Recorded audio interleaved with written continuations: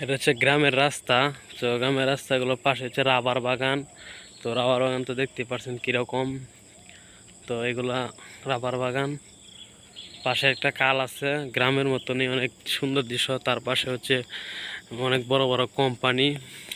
তো এখানে গরু ছাগলও আছে, ও সব কিছুই আছে A to Z। তো আবার এটার পাশে আবার পাম অয়েল বাগান আছে। তো মালয়েশিয়া অনেক ভালো একটা দেশ, প্রাকৃতিক দৃশ্য অনেক সুন্দর সুন্দর, বাংলাদেশের মতো নেই। তো আমি গ্রাম সাইডে থাকি, তাই গ্রামের দৃশ্যগুলো আপনাদেরকে দেখাইতেছি।